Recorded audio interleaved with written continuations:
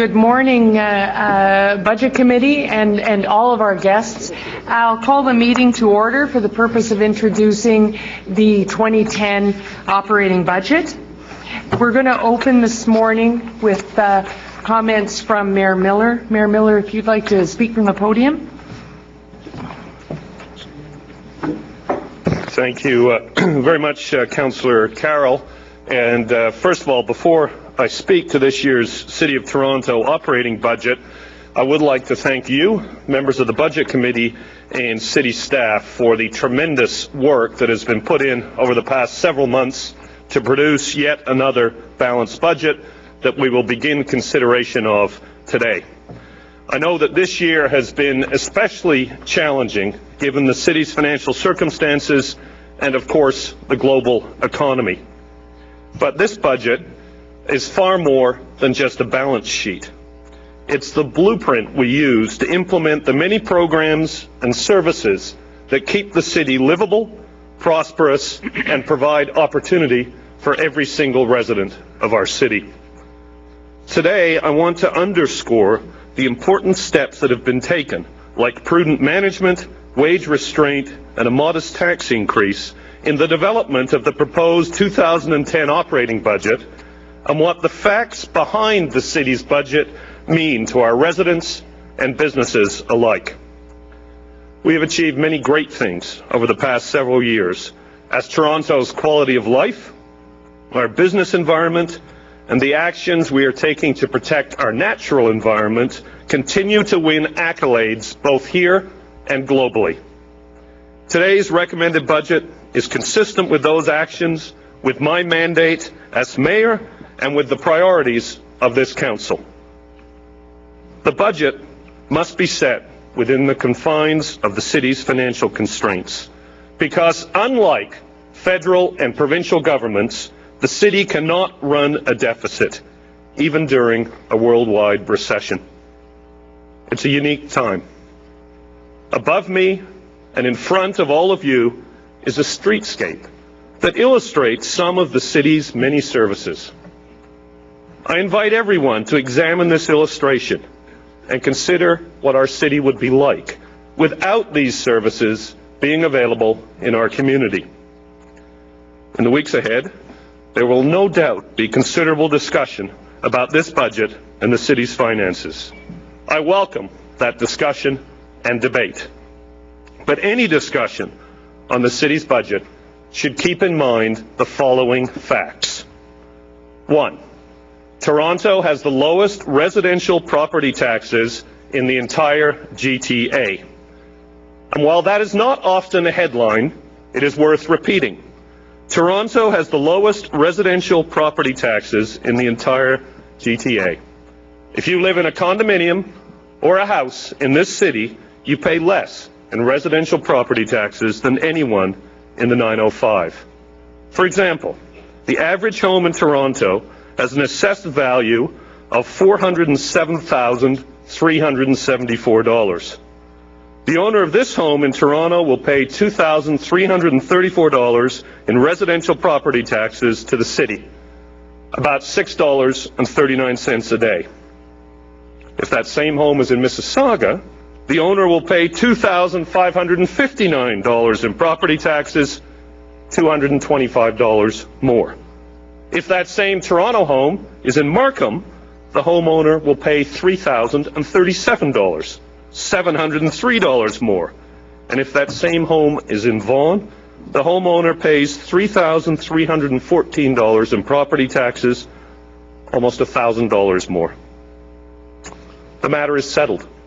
If you own a home or condominium in Toronto, you paid less residential property taxes in 2009 than any other municipality in the GTA.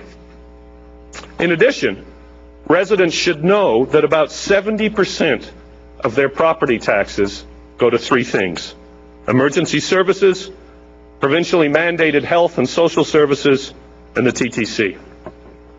2, our city is a compassionate community where people help and support one another in tough times. Last year, this government, as part of the Toronto Helps program, launched a series of measures aimed at helping people to keep their housing and find work. We also assisted more seniors and disabled persons with property tax assistance programs. 3, this government has cut business taxes by more than $190 million since 2006. If the measures recommended in this budget are adopted, that number increases to well over $250 million. 4, for the past 2 years, Toronto has frozen development charges to assist the construction and development industry. This has meant lower costs for a sector adversely affected during the current recession.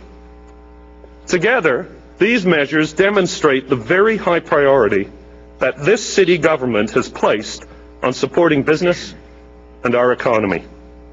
In addition, the creation of 2 new corporations, Invest Toronto and Build Toronto, will see us redouble our efforts and produce results that will benefit the entire region.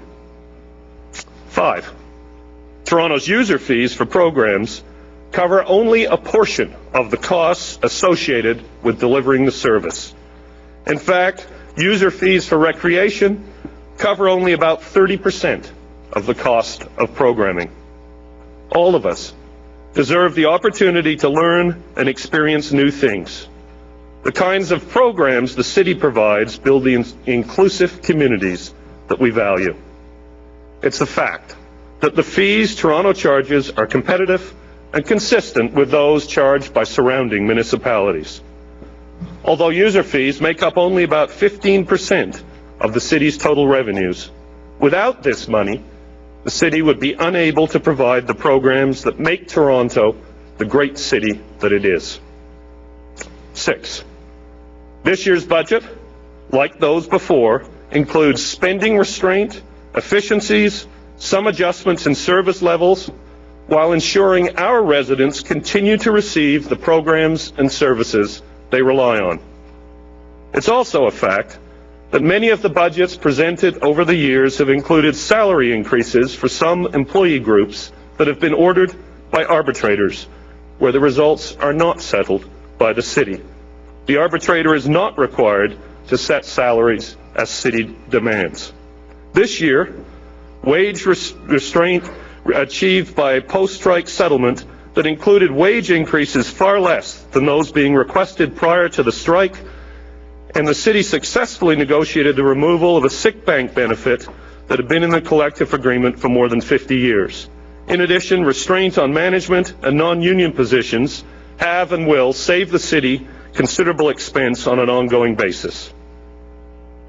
Our 2010 budget is balanced through careful and prudent management, wage restraint, which generated a surplus from 2009, allowing us to balance 2010, and through a 4% residential tax increase and a 1.3% business property tax increase. User fees and the TTC fare increase also contribute to balancing this budget, as does the uploading begun by the province 2 years ago.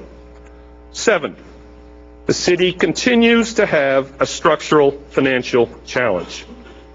It's a fact that the city needs the province to return to the sustainable transit operating funding that was in place for decades prior to amalgamation. We will be working with the province of Ontario to conclude a Toronto-Ontario partnership agreement by December 1st, 2010, to provide the city with permanent sustainable transit operating funding commencing in fiscal 2011. That remains the single largest ongoing operating budget structural challenge affecting the city, and I look forward to working on the resolution of this matter. Transit is too important to be financed with ad hoc, year-end or one-time funds, and the TTC too important to the future of Toronto to allow it to suffer from uncertain funding year after year.